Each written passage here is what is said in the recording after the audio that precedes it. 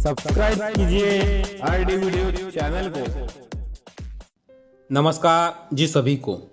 इस वीडियो में हम जानेंगे कि परमात्मायिक मार्ग में सपनों का महत्व क्या है। सपने हर कोई देखता है, यह जीवन का बेहद सामान्य हिस्सा है। हम नींद में सपने देखते हैं और जागने के बाद उन पर ज़्यादा गौर नहीं करते, मगर व्यक्ति द्वारा देखे गए सपनों का एक खास महत्व होता है।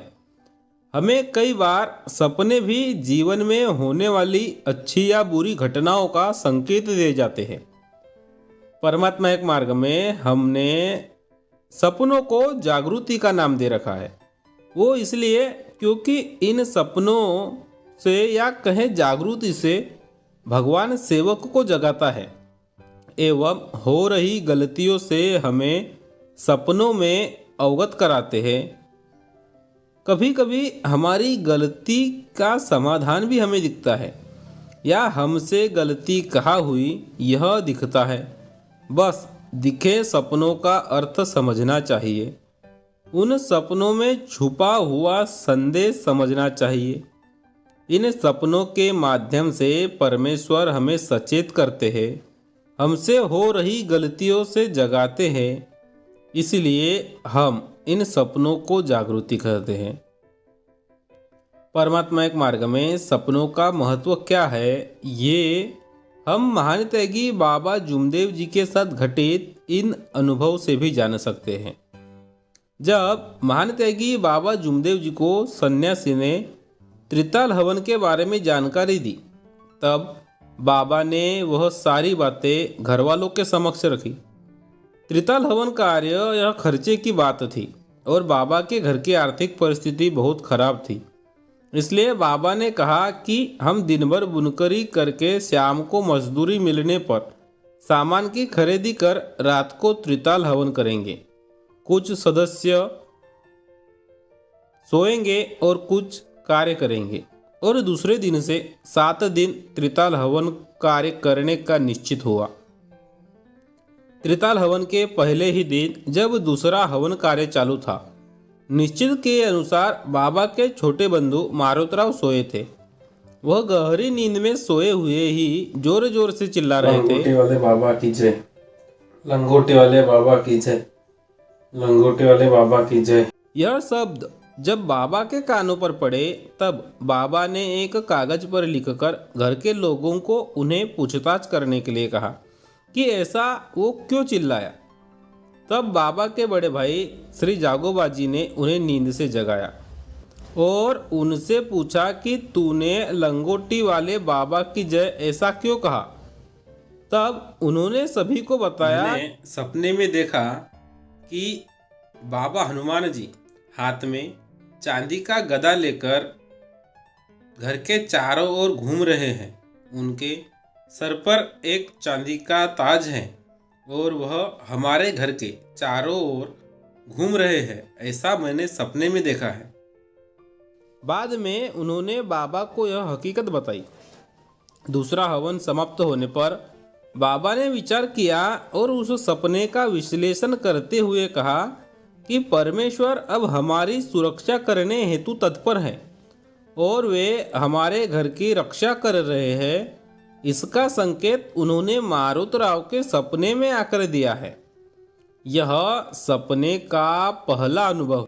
और दूसरा अनुभव यह कि जब महान त्यागी बाबा जुमदेव जी बालकृष्ण एवं नारायण राव इनके घर 11 दिन के हवन कार्यक्रम के दौरान भारतीय संवत पौष माह शुरू था। इस हवन की कालावधि में ही वद्य चतुर्थी आई। वह 1946 के जनवरी माह की 20 तारीख रविवार दिन था। इस दिन बाबा के परिवार की महिलाओं का उपवास था। हवन समाप्त होते होते रात के बहुत देर हो जाती थी, सामान्यतः 11 बजते थे। इसलिए घर के पुरुष मंडली ने बाबा से विनती की, बाबा आज स्त्रियों का निर्जला उपवास है और रात के 11 बजे हवन कार्य समाप्त होगा। इससे घर की महिलाओं को भोजन करने में बहुत देरी होगी। इसलिए हमारी ऐसी विनती है कि आप पहले भोजन करके फिर हवन कार्य में जाएं। इससे घर की स्त्रियों को भी कोई परेशानी नहीं होगी। उनकी विनती को सुनकर बाबा ने उन्हें अनुमति दी। सायंकाल में भोजन समाप्ति के पश्चात हवन कार्य करने वे अपने ज्येष्ठ बंधु के यहाँ गए। उन्हें हवन प्रारंभ करने में वस्तुतः बहुत देर हुई थी। हवन समाप्त कर बाबा घर आए। बाबा आराम करने लगे। हमेशा की तरह बाबा मन में कुछ भी विचार न लाते कमरे का द्वार बंद करके सो गए। सामान्यतः अर्धरात्रि पश्चात 1-2 बजे के आसपास बाबा जोर जोर से चोर चोर कहकर चिल्लाने लगे। उनकी आवाज़ सुनकर पास ही कमरे में सोने वाले लोगों की नींद भी खुली। सभी पुरुष लोग जाग गए। वे बाबा के कमरे की ओर दौड़ते आए और देखा कि कमरे का द्वार बंद है और बाबा नींद में जोर जोर से चिल्ला रहे हैं। उन्होंने बाबा को जगाया और उन्होंने बाबा से पूछा, आप चोर चोर क्यों चिल्ला रहे हैं? यह सुन बाबा समझ गए कि वे सपने में थे। अपने यहाँ कोई भी चोर नहीं आया। इससे पहले वे सपने में ही बड़बड़ाए कि मैंने अपने दाहिने पंजे में चोर को पकड़ रखा है, वह भागने को छटपटा रहा है। यह देखते हुए उन्हें घर के लोगों की आवाज़ आई और वे उठ बैठे। उन्होंने कमरे के चारों ओर देखा।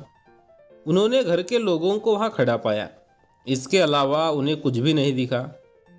तब बाबा उन्हें बताने लगे कि मेरे शरीर से बहुत से वानर भिड़े हुए थे। मैं जिधर करवट बदलता उधर वे मेरे शरीर से दब जाते थे। उनमें से एक वानर जो प्रमुख लगता था वह मेरे पेट पर बैठा था। वे सब मेरे शरीर से खेलकर भागने की तैयारी में थे। इसलिए मैंने उस मुख्य वानर का एक पैर कसकर पकड़ा। वह भागने की बहुत कोशिश कर रहा था। मुझे ऐसा लगा कि यही बाबा हनुमान जी है और वह मुझे छोड़कर जा रहे हैं। इसके अतिरिक्त उन्होंने कुछ नहीं बताया और उन्हें अपने कमरे में वापस जाने को कहा। सभी लोग अपने अपने कमरे में जाने के बाद बाबा आराम से सो गए। दूसरे दिन बाबा ने घर के सभी लोगों को इकट्ठा बुलाया और उन्हें रात में घटित घटना चक्र के बारे में सविस्तर बताना प्रारंभ किया। बाबा ने कहा, कल रात खाना खाने के बाद हवन कार्य देर से शुरू किया। नित्य का निश्चित समय टल गया था। इससे बाबा हनुमान जी नाराज हुए थे। उन्होंने मुझे सपने में दर्शन दिया। वे अपने द्वार पर आकर वहीं खड़े रहे। तब मैं कमरे में सोया था। वे बोले, मैं तेरे द्वार पर खड़ा हूँ और तू खाना खा रहा है। इतना कहकर वे वानर सेना लेकर मेरे शरीर से भिड़े और उस वानर सेना के साथ मेरे शरीर से खेलकर वे चलते बने। तब मैंने बाबा हनुमान जी के पैर पकड़े और क्षमा मांगी। वह जाने की जल्दी कर रहे थे, लेकिन मैंने उन्हें छोड़ा नहीं। इस पर मैंने पूरा सोच विचार किया तो मुझे ऐसा लगता है कि परमेश्वर सही समय पर दौड़कर आता है। हमारा निर्धारित समय यह उसका ही समय होता है, इसलिए समस्त कार्य समय पर करें। आज जो परिस्थिति उजागर हुई उससे परमेश्वरी कृपा से बहुत दूर जाना पड़ सकता था। मैंने उन्हें क्षमा मांगी और परमेश्वर को पास रखा है। तथापि आप सब इससे आगे इसका ध्यान रखें, ऐसा परिवारजनों को महान त्यागी बाबा जुमदेव जी ने उपदेश किया। इस अनुभव से यह सिद्ध होता है कि परमात्मा एक मार्ग में सपनों का बहुत बड़ा महत्व है। इन सपनों से सेवक को परिवार में उत्पन्न दुखों का कारण क्या है यह जानने में मदद मिलती है। जब एक दुखी परिवार परमात्मा एक मार्ग में प्रवेश करता है, उसके बाद कार्य चालू रहने पर बहुत से सेवकों को उनके घर में दुखों का कारण क्या था इसका विश्लेषण उन्हें सपनों में मिलता है। बस उन्हें समझना चाहिए। यह सपने खासकर कुटुंब के मुख्य सदस्य को ज़्यादातर दिखाई देते हैं। परमेश्वर हमारी गलती या आने वाले दुखों से हमें सपनों में अवगत कराते हैं। बस बात है उन सपनों को या कहे उन जागृतियों को समझने की।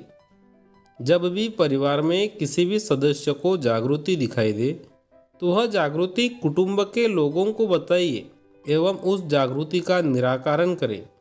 दिखे हुए दृश्य को समझे, उसका विश्लेषण करें। धन्यवाद। नमस्कार।